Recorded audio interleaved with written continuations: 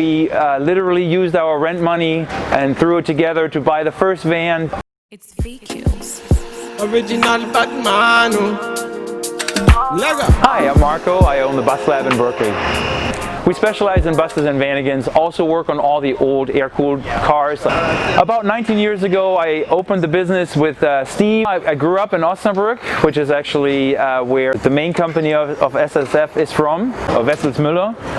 And I remember them when I was still living there, buying parts from them. One of my friends used to work at Wessels back in the day. We're talking 25, 30 years ago, and I actually used to buy parts from them. So it all kind of just comes around in a big loop. I have an amazing team. They're all fantastic, and I'm very, very fortunate to have them, and I wouldn't be anything without them. Some of them have been with me for over a decade, and it really shows. They love their job, they bring their expertise to the table every day. We are always super busy. We are booked out about 3.5 to 4 weeks in advance.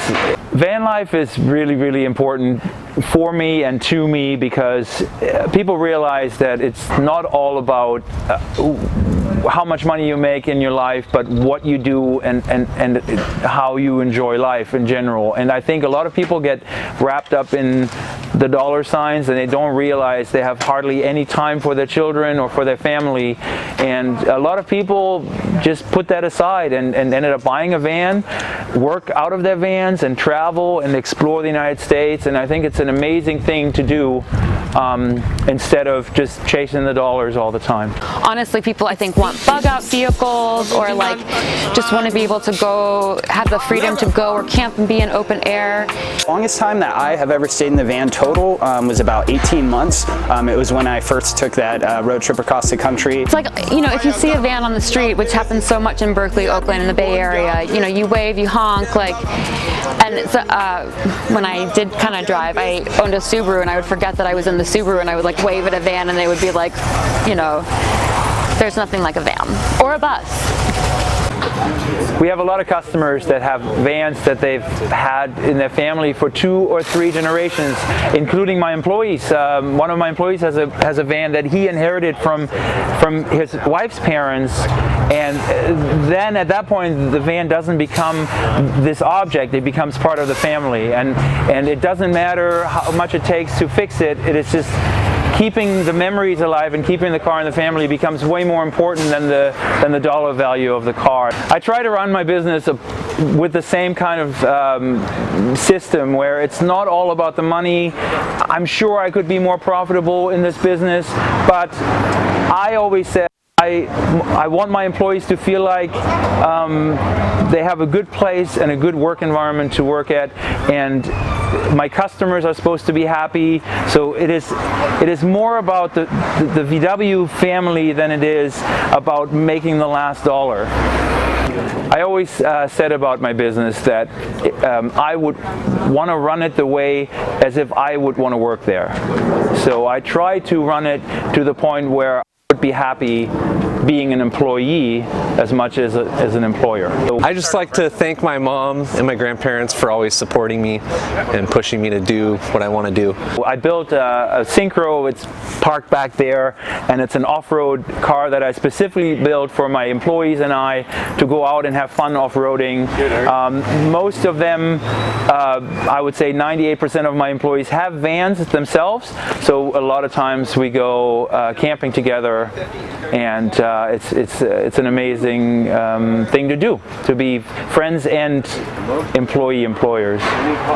So we have an event called Synchro Fest that's once a year. Unfortunately this year it didn't happen, but normally it is always around the 5th of May, and I built this vehicle specifically for that purpose, to take out there and to take my employees out, but also other people that have never experienced a Synchro, and to see what they can do. And people are always amazed at the capabilities of a Vanagon and what they can do off-road. And we normally take people all day. We take them up and down the hill, literally until the car breaks. But I find the vans that I work on, other than the customer cars, pretty much from all over the place. I scour the internet, I look for good deals, sometimes get them shipped here, all the way from Germany via Sweden, where they have rust-free synchro Dokas and single cabs through a friend of mine. Sometimes I buy rust-free Vanagons here and send them back to Germany because they're all rusted out there. So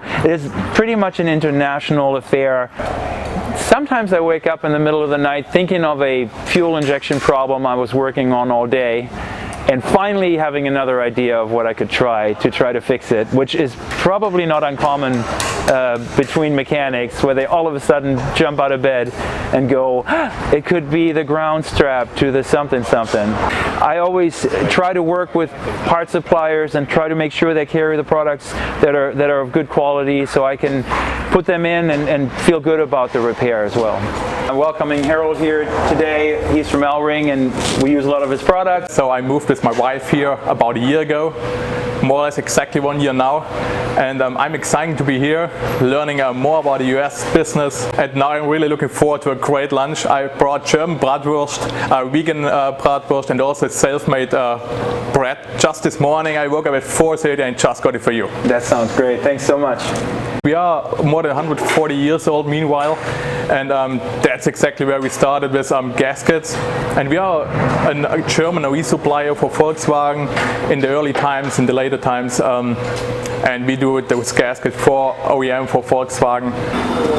Of course, FFS is one of those suppliers where they supply parts for Porsche, VW, and other cars, where it is really important to them to supply good quality products. We buy a lot of parts from them that other suppliers don't have. Hi, so my name is Adrian Magatti and I'm the service manager here. I've been working for BUSLAB now for close to about 4 years.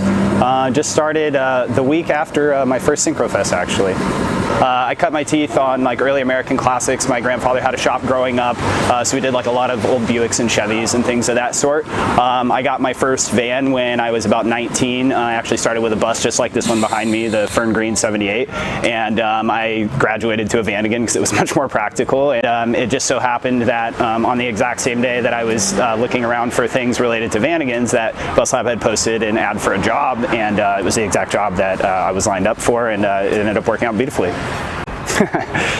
Probably the hardest part of my job is telling people that you know, people have a very emotional connection to their vans, and you know, a lot of times it's been in their family for a long time, and a lot of times they can have sentiment. So I would say probably the most difficult of everything is telling someone that a project may be too far gone, or that it's a lot more work than it was that they were initially expecting for it. Hi, I'm Sissy Marcichelli. I am the office manager, so I make sure that our overhead is as low as possible, and I take care of all the finances, taxes, all that kind of stuff. I'm support staff to Adrian, HR, for all of these guys in case they need anything, be it different types of gloves, masks, all of that kind of stuff. I do all the ordering, processing of those. When I first moved out here, I thought about getting a VW van because I had no place to live, and I'm so glad I didn't, because I know nothing about cars, and it's such an intense thing to own because you really have to be committed. I had no money when I moved out here, and it is kind of funny how it all circles back a little bit.